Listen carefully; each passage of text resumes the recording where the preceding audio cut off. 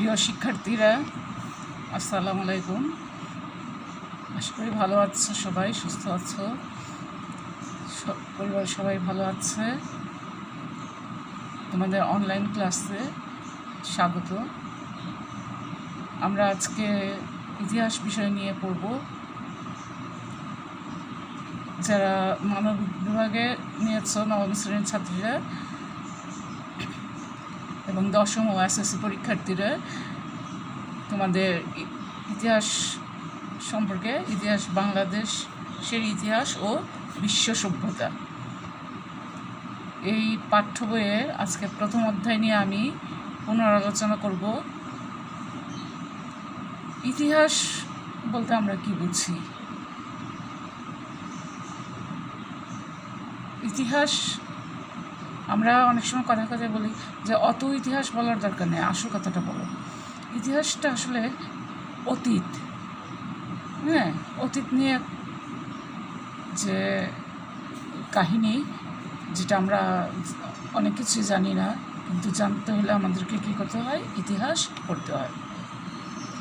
আমরা জানি যে আমাদের দেশে মুক্তিযুদ্ধ হয়েছিল, ভাষা আন্দোলন হয়েছিল, এই যে আমাদের দেশ কীভাবে স্বাধীন হলো, আমরা কীভাবে একটা স্বাধীন বাংলাদেশ পেলাম, এইগুলো আমরা সচক্ষে অনেকেই দেখিনি। বা একটা দেশ সম্পর্কে, আমার দেশ সম্পর্কে জানতে হলে আমাদের কী করতে হবে? ইতিহাসকে জানতে হবে, ইতিহাস সম্পর্কে আমাদের ধারণা লাভ করতে হবে। ইতিহাস না পড়ে একটা দেশকে, একটা জাতিকে কখনোই সম্পূর্ণভাবে চেনা যায় না, জানা যায় না। তোমরা সবার মুখে শুনেছ, তোমরা এখন জেনেছ যে 1971 সালে আমাদের দেশ কি হয়েছিল, মুক্তিযুদ্ধের মাধ্যমে বিজয় লাভ করেছিল এবং আমরা একটা স্বাধীন বাংলাদেশ পেয়েছিলাম। দীর্ঘ 9 মাস যুদ্ধ করার পর 16ই ডিসেম্বর আমরা বিজয় লাভ করি। এই যে আমাদের একটা গৌরবের কাহিনী, এই কাহিনী আমরা একমাত্র ইতিহাস পাঠ করলেই জানতে পারব। তাই আমার দেশকে পূর্ণাঙ্গভাবে জানতে হলে, চিনতে হলে, বুঝতে হলে আমাদেরকে কী করতে হবে? ইতিহাস পাঠ করতে হবে। ইতিহাস অতীত নিয়ে কথা বলে এবং সত্য ঘটনাকে উপস্থাপন করে থাকে। ইতিহাস যদি আমরা জানতে চাই, তাহলে আমাদের ইতিহাসের উপাদান, উপকরণ, এগুলো সম্পর্কে, প্রকারভেদ সম্পর্কে আমাদের ধারণা লাভ করতে হবে। সবার আগে আমাদের জানতে হবে ইতিহাস কি। ইতিহাস হচ্ছে, ইতিহাস আমাদের শব্দটির যে উৎপত্তি, এই ইতিহাস শব্দটির আমাদের উৎপত্তি হয়েছে ইতিহাস শব্দটির উৎপত্তি হয়েছে ইতি যোগ আস, ইতিহাস। আর ইতিহাস শব্দটির উৎপত্তি ইতি থেকে, ইতি শব্দ থেকে এর উৎপত্তি, এর অর্থ হচ্ছে ঐতিহ্য। দেখো, আমাদের ইতিহাস শব্দটি আমরা বিচ্ছেদ করলে পাই ইতি যোগ আস, ইতিহাস। এবং শব্দটির উৎপত্তি হচ্ছে, ইতিহাস শব্দটির উৎপত্তি হচ্ছে ইতি থেকে। ইতি অর্থ হচ্ছে ঐতিহ্য। এখন ঐতিহ্য বিষয়টা কি? ঐতিহ্য হচ্ছে অতীতের অভ্যাস, শিক্ষা, ভাষা, শিল্প, সাহিত্য, সংস্কৃতি, যা ভবিষ্যতের জন্য সংরক্ষিত থাকে। যেমন আমরা ঈদের সময় কী করি? ঈদের সময় আমরা সেমাই রান্না করি। মূলত সেমাই দিয়ে আমরা অতিথিদেরকে আপ্যায়ন করে থাকি। এটা আমাদের ঐতিহ্য।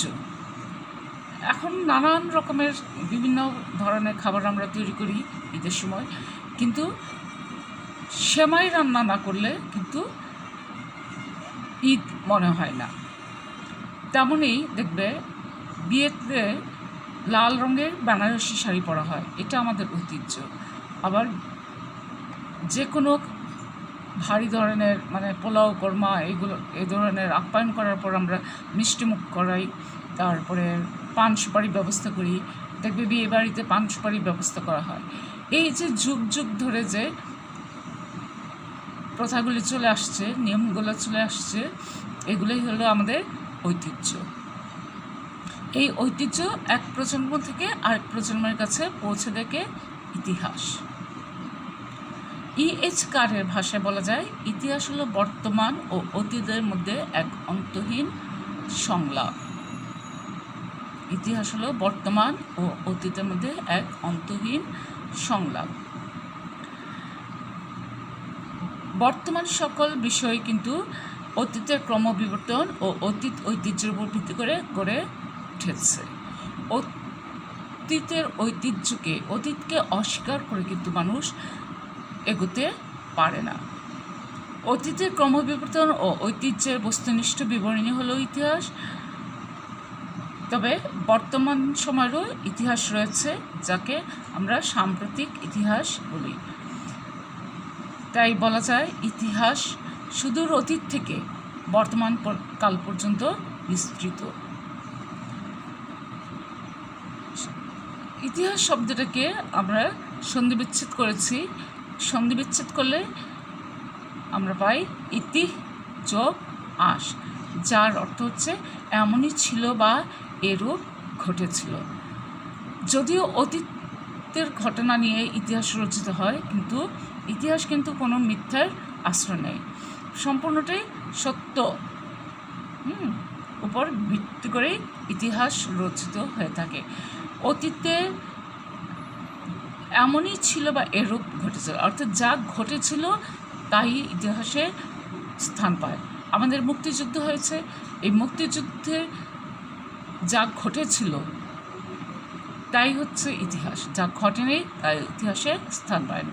তাই ইতিহাস কিন্তু একটা বৈজ্ঞানিক ভিত্তি রয়েছে। অতীতে সব ঘটনায় কিন্তু ইতিহাসে স্থান পায় না। কোনো সন্ত্রাসীর হাতে কোনো সন্ত্রাসী মারা গেল, এটা কিন্তু ইতিহাসের বিষয়বস্তু না। কিন্তু মুক্তিযুদ্ধে যারা শহীদ হয়েছে সেটা ইতিহাসের বিষয়বস্তু। তো ইতিহাস সে যদিও অতীতের ঘটনা স্থান পায়, সব ঘটনাই ইতিহাসে স্থান পায় না। দেশের তাৎপর্যময় যে ঘটনা, সেই ঘটনাটা ইতিহাসে স্থান পায়। একদল সন্ত্রাসী গুলিতে মারা গেছে, এটা ইতিহাসের বিষয়বস্তু নয়। আমাদের জীবনে এখন আমি ক্লাস নিচ্ছি, 1 ঘন্টা আগে কী ঘটেছিল সেটা কিন্তু ইতিহাসের বিষয়বস্তু না। আমরা দৈনন্দিন যে কাজগুলি করি সবগুলোই একসময় অতীত হয়ে যায়, কিন্তু সেগুলো কিন্তু ইতিহাসের বিষয়বস্তু না। তাহলে কোন ঘটনা, অতীতের কোন ঘটনা ইতিহাসের বিষয়বস্তু? যেগুলো তাৎপর্যময়, অর্থবহ, সেগুলাই হচ্ছে ইতিহাসের বিষয়বস্তু। 1952 সালে ভাষা আন্দোলন, তারপরে 6 দফা আন্দোলন, গণ অভ্যুত্থান, তারপরে 1971 সালে মুক্তিযুদ্ধ, এগুলো হচ্ছে আমাদের ইতিহাসের বিষয়বস্তু। ডক্টর জনসন বলেন, ঘটে যাওয়া ঘটনাকে ইতিহাস বলে। তার মতে যা কিছু ঘটে তাই ইতিহাস, যা ঘটে না তা ইতিহাস নয়। অর্থাৎ কোনো কাল্পনিক বিষয় কিন্তু ইতিহাসের বিষয়বস্তু নয়। আমরা ছোটোবেলায় গল্প পড়েছি যে এক ছিল রাজা, এক ছিল রানী। তো এই এক যে ছিল রাজা, এক যে ছিল রানী, এই রাক্ষসের গল্প, পিঠাপুলির গল্প, এগুলো কিন্তু ইতিহাসের বিষয়বস্তু নয়। সত্যিকার যে রাজা ছিলেন তিনিই ইতিহাসের বিষয়বস্তু। এখন দেখো ইতিহাস শব্দটি কিভাবে আসলো। গ্রিক হিস্টোরিয়া থেকে ইংরেজি হিস্টোরি শব্দটির উৎপত্তি, যার বাংলা প্রতিশব্দ হচ্ছে ইতিহাস।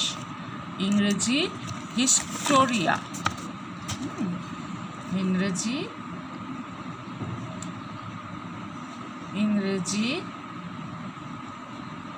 হিস্টোরিয়া থেকে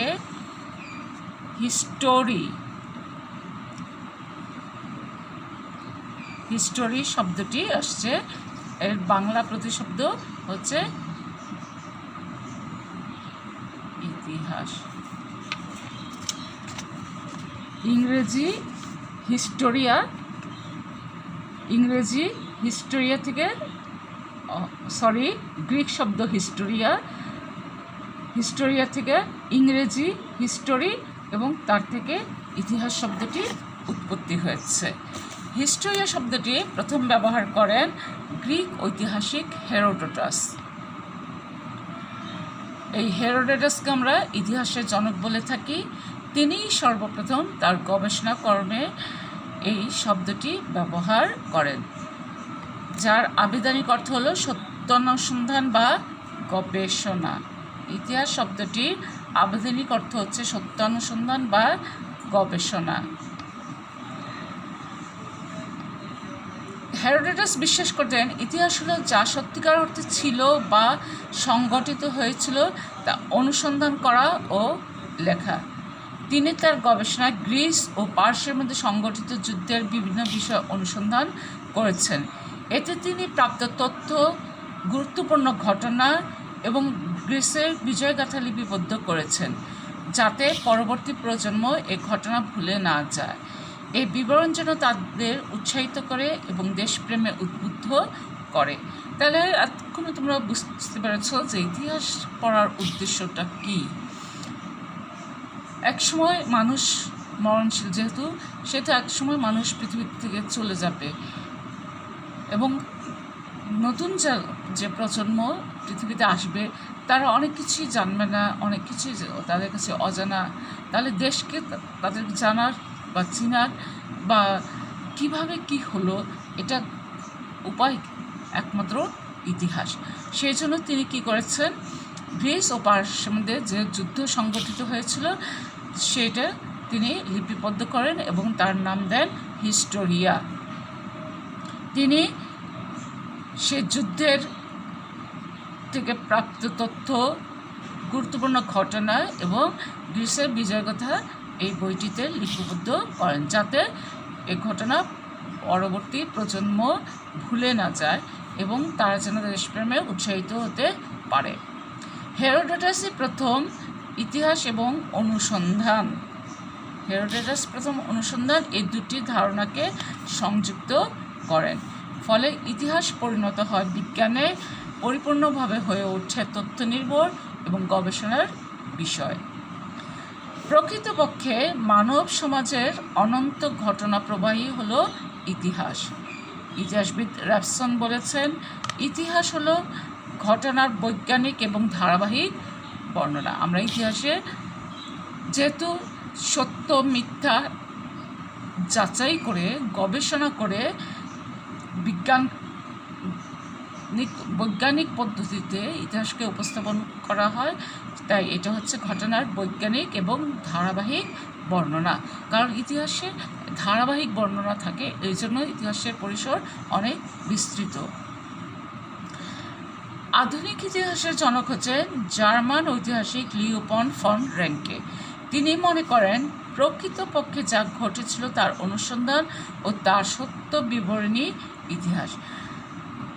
তোমাদেরকে বারবার যেটার উপর জোর দেওয়া হয়েছে যে ইতিহাস হচ্ছে ঘটনার সত্য বিবরণ, এখানে মিথ্যার কোনো আশ্রয় নেই। আধুনিক যে ইতিহাসের জনক তিনি হচ্ছেন লিওপল্ড ফন র্যাঙ্কে। তিনি জার্মানির ঐতিহাসিক। তিনি বলেছেন প্রকৃতপক্ষে যা ঘটেছিল তার অনুসন্ধান ও তার সত্য বিবরণী হচ্ছে ইতিহাস। সুতরাং ইতিহাস হচ্ছে মানব সভ্যতার বিবরণের সঙ্গে সম্পর্কিত বিভিন্ন কর্মকাণ্ডের ধারাবাহিক ও সত্যনিষ্ঠ বিবরণ। সঠিক ইতিহাস সবসময় সত্যকে নির্ভর করে রচিত। তাহলে আজকে আমরা ইতিহাস সম্পর্কে জানলাম যে ইতিহাস শব্দটির উৎপত্তি হয়েছে ইতি থেকে, যার অর্থ হচ্ছে ঐতিহ্য। ঐতিহ্য বলতে আমরা বলছি অতীতের অভ্যাস, শিক্ষা, ভাষা, শিল্প, সাহিত্য, সংস্কৃতি যা ভবিষ্যতের জন্য সংরক্ষিত থাকে এবং এক প্রজন্ম থেকে আরেক প্রজন্মের কাছে এই ঐতিহ্য পৌঁছে দেয় ইতিহাস। আমরা বিয়েতে লাল শাড়ি পরি, ঈদের সময় আমরা সেমাই দিয়ে আপ্যায়ন করি, আমরা খাবারের পর পান সুপারি দিয়ে আপ্যায়ন করি, এগুলো হচ্ছে আমাদের ঐতিহ্য।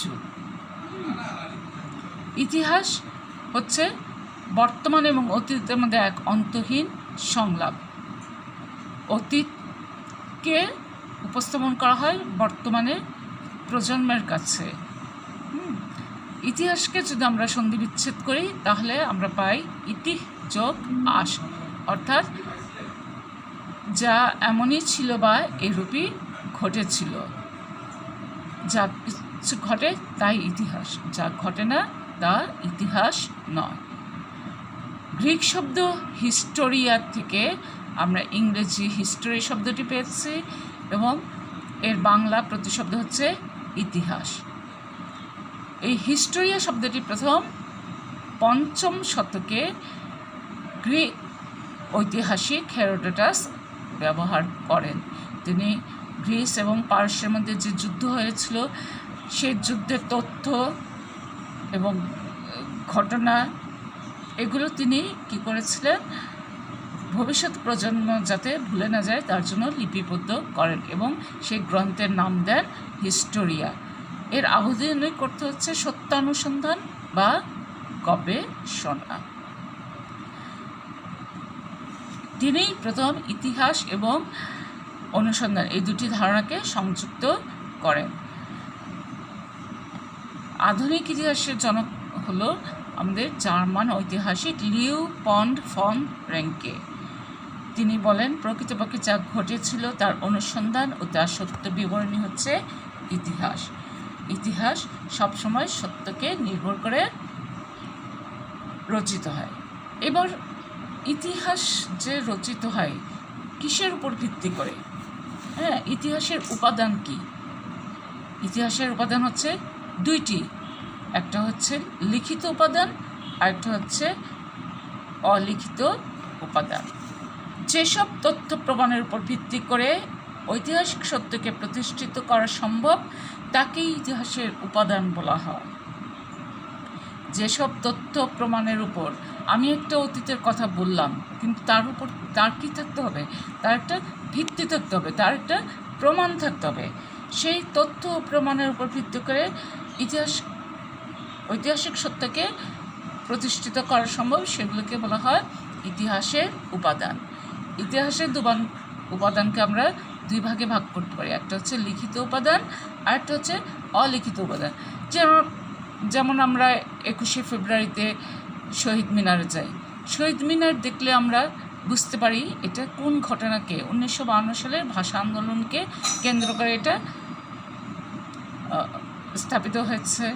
আবার স্মৃতিসৌধে যাই, এরকম নানান স্থাপনা দেখে আমরা বুঝতে পারি কি যে ঐতিহাসিক ঘটনাগুলো সম্পর্কে আমরা ধারণা লাভ করতে পারি। আবার জাদুঘরের মধ্যে বা বিভিন্ন সাহিত্যিকের বা বিভিন্ন লেখকের বই পড়েও আমরা কি করতে পারি, আমাদের অতীত গৌরবময় ঘটনা সম্পর্কে জানতে পারি, আমাদের দেশ সম্পর্কে জানতে পারি, ঐতিহ্য সম্পর্কে জানতে পারি। ইতিহাস রচনার লিখিত উপাদানের মধ্যে রয়েছে সাহিত্য, বৈদেশিক বিবরণ, দলিলপত্র ইত্যাদি। বিভিন্ন সময়ে, সেই প্রাচীন যুগ থেকে বিভিন্ন সময়ে বিভিন্ন ঐতিহাসিক আমাদের দেশ ভ্রমণে এসেছিলেন, তারা আমাদের দেশ সম্পর্কে লিখে গেছে। যেমন এক সময় আমাদের দেশে গোলা ভরা ধান ছিল, পুকুর ভরা মাছ ছিল, গোয়াল ভরা গরু ছিল, এদেশে কোনো অভাব ছিল না, মানুষ খুব সুখে শান্তিতে ছিল। এগুলো আমরা কিন্তু সেই বৈদেশিক যে পর্যটক আমাদের দেশে আসছেন তাদের লেখা বিবরণ থেকে আমরা জানতে পারি। আবার 1971 সালে যে মুক্তিযুদ্ধ হয়েছে সেই সময় সাহিত্যিকরা যে নাটক, গান, উপন্যাস, কবিতা লিখে গেছেন। তোমরা শামসুর রহমানের স্বাধীনতা তুমি কবিতাটি পড়েছ, তারপরে 21-এর কবিতা পড়ে, তারপরে নাটক দেখে তোমরা কি করতে পারো, এই আমাদের মুক্তিযুদ্ধ সম্পর্কে, ভাষা আন্দোলন সম্পর্কে তোমরা জানতে পারো। এই সাহিত্য, বৈদেশিক বিবরণ, দলিলপত্রের মাধ্যমে আমরা ইতিহাস সম্পর্কে জানতে পারি। বিভিন্ন দেশে বিদেশি সাহিত্যকর্ম তৎকালীন সময়ের কিছু তথ্য পাওয়া যায়। কোনো একটা জাতীয় পর্যায়ে যখন কোনো একটা ঘটনা ঘটে, সেটা কিন্তু আমরা যে বিভিন্ন দেশে সাহিত্য সে তৎকালীন সময়ে সেই সময়ে যে সাহিত্য রচিত হয় তার মধ্যেও আমরা এই তথ্যগুলো পাই। যেমন বেদ, কৌটিল্যের অর্থশাস্ত্র, কলহনের তরঙ্গিনী, মিনহাজুস সিরাজের তবকাত-ই-নাসিরি, আবুল ফজলের আইনি আকবরী, এসব গ্রন্থ থেকে আমরা আমাদের দেশ সম্পর্কে অনেক গুরুত্বপূর্ণ তথ্য বিবরণ আমরা জানতে পাই। বিদেশি পর্যটকদের বিবরণ সবসময় ইতিহাসের গুরুত্বপূর্ণ উপাদান বলে বিবেচিত হয়েছে। যেমন 5ম থেকে 7ম শতকে বাংলায় আগত চৈনিক পরিব্রাজক যথাক্রমে ফাহিয়েন, হিউয়েনসাং ও ইৎসিং, এদের বর্ণনা থেকে আমরা আমাদের দেশ সম্পর্কে অনেক তথ্য জানতে পারি। পরবর্তী সময়ে আফ্রিকান পরিব্রাজক ইবনে বতুতা সহ অন্যদের লেখাতেও এই অঞ্চল সম্পর্কে বিবরণ পাওয়া গেছে। তারা নিরপেক্ষভাবে সত্য ঘটনার উপর ভিত্তি করে এইসব বিবরণ লিখে গেছেন, যার বর্ণনা থেকে আমরা সে সময়ের সমাজ, অর্থনীতি, রাজনীতি, ধর্ম, আচার অনুষ্ঠান, সামাজিক অবস্থা এগুলো সম্পর্কে আমরা জানতে পারি। সাহিত্যের উপাদানের মধ্যে আরও রয়েছে রূপকথা, কিংবদন্তি, গল্পকাহিনী। তিব্বতীয় লেখক লামা তারনাথ বর্ণনায় পাল রাজবংশের প্রতিষ্ঠাতা গোপালের সিংহাসন আরোহণ সম্পর্কে যে বর্ণনা আছে সেটি এক ধরনের কল্পকাহিনী। তবে অনেক কাহিনীর আড়ালে অনেক সত্য ঘটনা থেকে যায়, যা ঐতিহাসিকরা বিচার বিশ্লেষণ অনুসন্ধান করে আবিষ্কার করে। এই যে রূপকথা, কিংবদন্তি, গল্পকাহিনী, এগুলির মধ্যেও কিছুটা সত্য লুকায়িত থাকে, যেটা নাকি ওই গবেষকরা আবিষ্কার করেন। তাছাড়া সরকারি নথিপত্র, চিঠিপত্র ইত্যাদিও একটি নির্ভরযোগ্য সূত্র, যার থেকে আমরা তথ্য পেতে পারি। এরপর হচ্ছে অলিখিত বা প্রত্নতত্ত্ব উপাদান। যেসব বস্তু বা উপাদান থেকে আমরা বিশেষ সময়, স্থান বা ব্যক্তি সম্পর্কে বিভিন্ন ধরনের ঐতিহাসিক তথ্য পাই, সেই বস্তু বা উপাদানই হচ্ছে প্রত্নতত্ত্ব নিদর্শন। প্রত্নতত্ত্ব নিদর্শনসমূহ মূলত অলিখিত উপাদান, যেমন আহসান মঞ্জিল, তারপরে তোমরা বলতে পারো অর্থাৎ বিভিন্ন রাজা বাদশাদের তৈরি দালান কোঠা, প্রাচীনকালের স্থাপনা, বিভিন্ন ধরনের স্থাপনা, এবং আমাদের মুক্তিযুদ্ধকে কেন্দ্র করে যেসব স্থাপনা রয়েছে, এগুলি সবই হচ্ছে অলিখিত উপাদান। যেমন শহীদ মিনার বলেছি, শিখা চিরন্তন, তারপরে জাতীয় স্মৃতিসৌধ, তারপরে রয়েছে যে তোমরা যদি আমাদের শাহবাগের জাতীয় জাদুঘরে যাও, সেখানে দেখবে মুক্তিযোদ্ধাদের ব্যবহৃত অনেক জিনিসপত্র রয়েছে। তারপরে আগের সেই যখন রাজা বাচ্চারা এই দেশ শাসন করতেন, তাদের আমলের বিভিন্ন তৈজসপত্র রয়েছে, বাসনকোসন রয়েছে, পোশাক আশাক রয়েছে। এগুলি দেখলেও আমরা কী করতে পারি, ইতিহাস সম্পর্কে জানতে পারি। বিভিন্ন সময়ে মানুষদের ব্যবহৃত জিনিসপত্র, সেগুলোর থেকেও আমরা কী করতে পারি, সে সময়ের সম্পর্কে আমরা ধারণা লাভ করতে পারি। তারপরে আহসান মঞ্জিল বলো, তারপরে ময়নামতি বলো, বৌদ্ধবিহার বলো, এগুলো সবই হচ্ছে আমাদের অলিখিত বা প্রত্নতত্ত্ব উপাদান। মুদ্রা, শিলালিপি, স্তম্ভলিপি, তাম্রলিপি, ইমারত ইত্যাদি, এই সমস্ত প্রত্নতত্ত্ব নিদর্শন বৈজ্ঞানিক পরীক্ষা নিরীক্ষা এবং বিশ্লেষণের ফলে সে সময়ের অধিবাসীদের রাজনৈতিক, সামাজিক, অর্থনৈতিক অবস্থা সম্পর্কে ধারণা পাওয়া যায়।